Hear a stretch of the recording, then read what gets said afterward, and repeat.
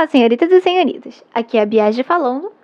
E bom, hoje eu vou falar sobre o meu review de espada de vidro. Bom, já aviso de antemão, já deixei na legenda e também vou avisar de antemão que este vídeo contém spoiler. Então, se você não quiser, tá tudo bem, não precisa assistir esse vídeo. Pode assistir outro vídeo meu. Eu ainda tenho alguns vídeos disponíveis, caso você já tenha maratonado. Particularmente, eu não acho tão fácil que você já tenha maratonado todos os meus vídeos, mas se você quiser maratonar, você pode, obviamente. Eu tô enrolando muito, né? Enfim, é só não ver esse vídeo. Um adendo necessário. A minha cama é o tipo de cama que faz barulho. Você tá ouvindo, né? Então, qualquer coisa que eu fizer, ela vai fazer barulho e eu já vou deixar isso bem claro. Então, sim, é um barulho bem irritante, mas paciência. Vamos falar sobre Espada de Vidro, from Victoria Aveyard. O que eu achei desse livro? Eu achei sensacional. Ai, mas é porque muita gente fala que esse livro é chato, é tediante, não sei o que. Desculpa, gente, desculpa. This book. Esse livro é incrível, eu adorei esse livro, eu devorei esse livro. Vocês têm ideia? Só teve um momento que foi tipo que eu parei um pouquinho de ler, mas foi porque na minha vida eu tava ruim, porque eu tava gripado, tava meio mal. Então eu passei umas 2 a 3 semanas sem ler, porque eu não estava legal, não tinha nada a ver com o livro. Porque, assim, eu meio que terminei esse livro, assim, praticamente das meia-noite até as 4 da manhã. Bom, vamos começar pelo começo. Shade. Do nada. Pum. Shade tá vivo. Que? What? Como assim? O Shade não tinha morrido? Assim que ele apareceu, eu fiquei tipo... Shade? Aí depois eu lembrei que a Mary, no primeiro livro, ela relata que ela tinha visto o Shade. Parecia ser a imaginação dela, mas pelo que podemos perceber, não era. Nunca foi a imaginação da Mary. O Shade realmente estava lá. E cara, aquela traição do Kylorn, tipo... Mano, eu fiquei... No momento, na hora eu fiquei sem chão. Eu fiquei, não, mentira. Não, o Kylorn, como assim o Kylorn? Não! Mas aí... Deu tudo certo. Esse mosquito tá me irritando. E cara, sobre o Maven, eu tenho umas certas questões. Primeiro, ele é o melhor / pior vilão que eu já li na vida. Pelos livros que eu já li, o Maven foi o melhor vilão escrito até agora. Porque ele começou como uma pessoa que a gente se apega. Ele começou com um ser quase divino, de tão puro que ele parecia ser. A gente lia ele e cada traço, cada palavra, cada sensação era como se fosse uma pessoa perfeita. E é exatamente como a Mary fala. Perfeito pra ela. Ele fez um personagem perfeito pra ela. Chega no final da Rainha Vermelha e a gente olha quem o Maven é de verdade e a gente fica, não, ele tá sendo manipulado pela Elara. Não, ele não é assim. Ele não é dessa forma. A Mary mesmo mencionou que ela viu no fundo do olho dele, quando ela falou sobre aquele amigo dele das trincheiras, quando ela tava chegando no fundo de misericórdia do Maven, a Elara impediu. Então a gente ficava tipo, nossa, então é a Elara que tá fazendo mal pra ele. E a gente tinha essa pontada de esperança de que o Maven ia mudar. Mas aí eu comecei a ler isso aqui. E toda a minha pontada de esperança foi embora. Imediatamente eu tenho crise de ansiedade. Acabou. Tudo que eu podia perdoar no Maven, eu não perdoo mais. Não existe essa. Cara, a cena em que ele mata o bebê, aquilo dali pra mim foi...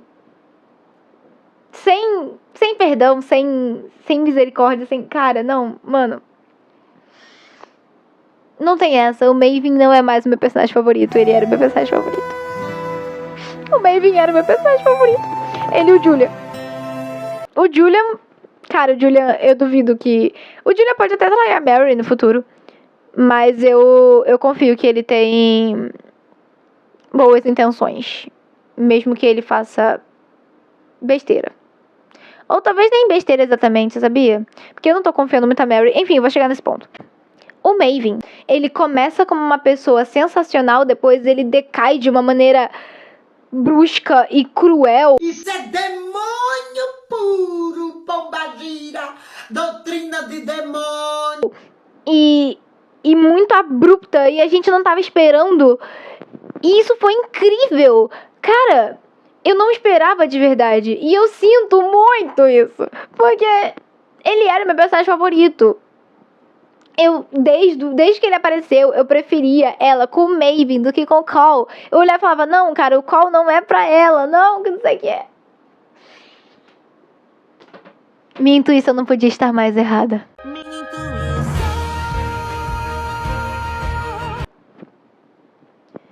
Cara, a sensação que me dá é de perder alguém que eu amo. Enfim, o Maven, ele simplesmente tem essa obsessão pela Mary. Ele manipulou aquele sonador, aumentou a tecnologia daquele sonador pra atingir a Mary em um nível absurdo. E queimou um M cicatrizado nela e as cartas que ele mandava. E por que ela não jogava fora aquelas cartas? Tudo isso é culpa dessa parte aí, ó, que trouxe aquele mundo falante pra perto da gente. Muito psicopata, é muito psicótico, é muito esquisito e cruel. E nem um pouco do que a gente esperava do Maven do livro anterior. Meu Deus, até me enrolei. Agora falando sobre a história no contexto geral. Por que as pessoas odiaram isso aqui? Esse livro aqui. Calma. Esse livro aqui. Bom, as pessoas, no contexto geral, eu tava vendo pelas críticas, as pessoas elas não gostaram porque esse livro é muito parado, vamos colocar assim. Ou ele é muito parado ou ele é muito repetitivo. E eu acho que isso é extremamente importante para a história. Eu acho que o livro ele ser parado e repetitivo, no sentido de ou não acontece nada, ou o que acontece é o mesmo de sempre, é importantíssimo pra gente se apegar aos personagens, pra gente olhar pra eles e se sentir da família, pra gente, sabe, querer estar ali dentro junto com eles.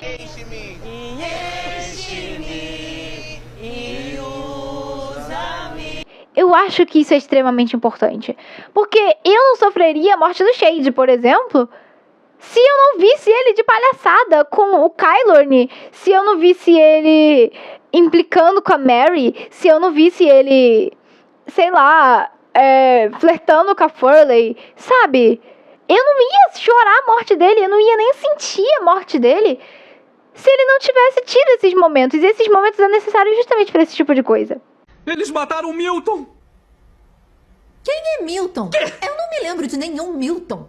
Porra! Ele tava com a gente todo esse tempo! Um cara chamado Milton tava com a gente esse tempo todo. Eu acho que não. Acho que eu teria reparado se tivesse um cara chamado Milton com a gente. E era necessário também as repetições das ações, porque era o dia a dia da Mary. Não tinha o que fazer. Esse livro, ele é muito no ponto de vista da Mary. Ele é quase como um diário da própria. Então, se o dia dela tá repetitivo, é meio óbvio e não tinha o que fazer. A história, ela se segue por causa disso. É necessário ter essa repetição, porque a gente precisa conhecer os sangue novos, a gente precisa conhecer os novos poderes, a gente precisa saber quem são, o que fazem. Entende? E eu adorei o segundo livro, porque mais da metade do livro ele passa uma sensação de conforto.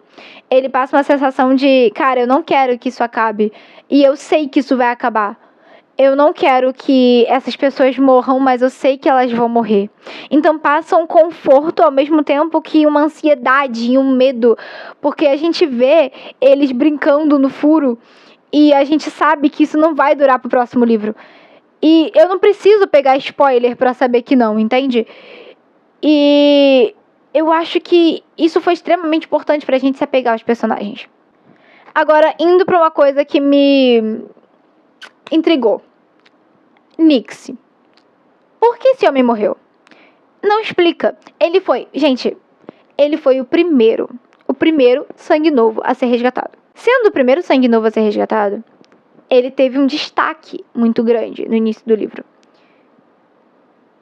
E por que ele simplesmente morreu do nada? E, sabe, tipo, não teve sentido a morte dele. O cara é literalmente impenetrável. Qual era a fraqueza dele? Porque se formos para comparar com os pétreos, os prateados pétreos, a gente consegue comparar pela Coronel Mecanthus. Mecanthus? Se eu não me engano faz um tempo que eu não leio esse nome. Mas aquela coronel lá que confrontou a Rainha Lara. Uma mulher chorosa esbarra em mim e me derruba. Caio face a face com o cadáver, com a cicatriz da Coronel Macanthus. Com a cicatriz da Coronel Macanthus. O sangue prata escorre da sua testa. O buraco da bala é estranho, rodeado de uma carne cinzenta rochosa. Ela era uma pétrea. Foi sagaz o bastante para tentar deter a bala para se proteger. Mas foi impossível. Morreu mesmo assim. Então, o que isso dá a entender é que justamente precisava de velocidade para eles ativarem o corpo pétreo. Então, o Nixie, pelo que me parece, pelo que deu a entender sobre o Nixie, ele já tinha o corpo impenetrável e ele não tinha o corpo de rocha. Ele era carne, só que impenetrável. Isso acho que é explicado também no início de Espada de Vidro, se eu não me engano. Então, a morte dele ficou um ponto de interrogação. Teve uma parte da prisão de Corvus que fala que ele estava recebendo balas. Mas eu não me importei, tipo, eu li isso e li na moral, porque ele é impenetrável. Então, teoricamente, ele receber balas não tem o mínimo problema. A morte do Garrett foi, sei lá, pra mim, ao meu ver, foi pelo roteiro. Porque, cara, o Garrett manipulava a gravidade. Se ele manipula a gravidade, ele podia ter feito o abutre não cair. Ele morreu por puro roteiro. Ele morreu porque o abutre precisava cair no final do livro. E se o Garrett estivesse lá, o abutre não teria caído. Então a Victoria, que é a autora, ela simplesmente retirou o Garrett da parada para poder o abutre cair. Simples assim. Pelo menos é o que faz sentido, porque do nada ele morre. A Katya, eu compreendo um pouco mais, porque você percebe que todas as mortes que ela causava, ela ficava muito mal. Isso com certeza deixou ela muito desesperada e muito vulnerável para os prateados matarem ela. Isso é um pouco mais compreensível. Mas o Garrett e o Nixie, pra mim, são pontos de interrogação muito grandes. Pra mim, a morte deles não fez o menor sentido. Agora, vamos falar sobre a nossa querida / desquerida protagonista, Mary Barrow. Ela começou com a causa muito boa. Ela começou uma luz acesa no meio de uma escuridão, porque ela foi a primeira sangue nova a ser revelada publicamente. E isso foi pum, sabe? Mas ela tá se perdendo. Nitidamente ela tá se perdendo e ela sabe disso. E eu amo essa complexidade da Mary Barrow. Eu amo que ela é uma personagem muito complexa e muito humana. E ela erra e ela não quer errar, mas ela não sabe o que fazer. E ela é só uma adolescente. Quando eu paro pra pensar que ela é mais nova que eu fico abismada, porque eu não conseguiria lidar com esse tipo de coisa. Eu tenho 19 anos, a Mary tem 17. No final do livro ela completa 18. Eu vou completar 20 esse ano. Então, pra mim já é esquisito pensar desse jeito, porque ela é mais nova que eu. Ela mereceu aquele sermão do Julian e o sermão do Cole, com certeza. Cara, ela ficou totalmente mudada depois da morte do Shade. A maneira como ela não se importou com a família, não se importou com o próprio Shade depois que ele morreu. Ela estava mais interessada em mostrar o corpo da Elara do que chorar pela morte do próprio irmão. Pra mim, isso é o que me empacou na Mary. Tipo, cara, ela tá muito fria. E é compreensível que ela esteja. Ela matou muita gente. Ela viu muita gente morrer. Ela sofreu muito. Ela quase morreu várias e várias vezes. Então, é compreensível que ela seja uma pessoa mais fria. Só que o irmão dela morreu na frente dela pra tentar proteger ela. E ela quase não chorou a morte do irmão. E ela tava mais preocupada em mostrar o cadáver da rainha do que, sabe, ficar com a família dela. O Julian, eu falei no início do vídeo que o Julian ele pode trair a Mary e que provavelmente eu vou passar pano. Por quê? Porque justamente a Mary, ela não é uma protagonista confiável. Ela não é uma protagonista que a gente olha e fala, estamos sempre 100% do lado dela. Não. Ela já fez tanta merda nesse livro que eu já fiquei contra ela nas coisas que ela fazia milhões de vezes. Então, o que eu vejo nos futuros livros é que se o Julian trair a Mary, porque ele que deu início a essa frase, todo mundo pode trair todo mundo. Se o Julian trair a Mary, vai ser por algo muito mais humano do que ela própria, porque ela pode usar as pessoas como armas, como ela fez, inclusive, com a Cameron. Ela pode ser extremamente cruel. Ela, como a própria Cameron falou, o que a Cameron disse é muito verdade. Ela pode estar construindo o trono para os futuros sangue novos. Então, o Julian pode perceber isso e trair a Mary, mas não o lado humano. Não a causa numa questão não da Guarda Escarlate, mas a causa numa questão de, cara, todos os seres humanos são iguais. E ele pode trair a Mary porque a Mary, ela pode estar se achando demais só porque é uma sangue nova. Como ela mesma pensa sobre Kylorn, cara. Ela falou, tipo, quem ele pensa que é pra me desobedecer? Ninguém. Tipo, ela tá inferiorizando o Kylorn porque ele não é um sangue novo? O cara que cresceu com ela? O cara que ela resgatou da fome? Tipo, e justamente porque ela resgatou ele, ela acha que é superior? Sabe, ela já tá tendo esse complexo. Então, é muito provável que o Julian traia ela no futuro, mas não a parte humana. Ele não traia como o Maven traiu. No sentido de querer matar ela e no sentido de ser cruel. Mas no sentido de que ela está sendo uma pessoa cruel. Então não é possível que alguém esteja do lado dela mais. Isso também bate com a visão do Jon. Vamos lá, se você quer ver o futuro, né? Porque ele fala que ela precisa se levantar sozinha. Se ela precisa se levantar sozinha, é porque ela vai estar sozinha. Eu não vejo mais a Mary como alguém, como eu via no primeiro livro, como uma protagonista que a gente pode estar 100% do tempo confiando nela. Pra mim, a Mary, ela é uma pessoa muito complexa, então não dá pra confiar nela o tempo todo. Assim como não dá pra confiar nas pessoas ao nosso redor o tempo todo. Então, bom, minha visão sobre a Mary é essa daí. Uma coisa que eu não falei sobre a Mary é a dependência emocional que ela tem no Cal. Cara, eu entendo completamente que ela tem essa dependência emocional.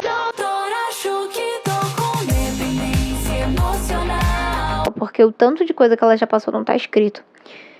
Mas ela tá contando que o Cal, ele vai ser sempre leal a ela.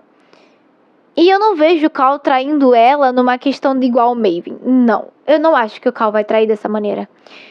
Eu particularmente, eu vejo o Cal mais como uma questão de... Ele não sabe o que ele tá fazendo. Ele não sabe o que ele quer seguir.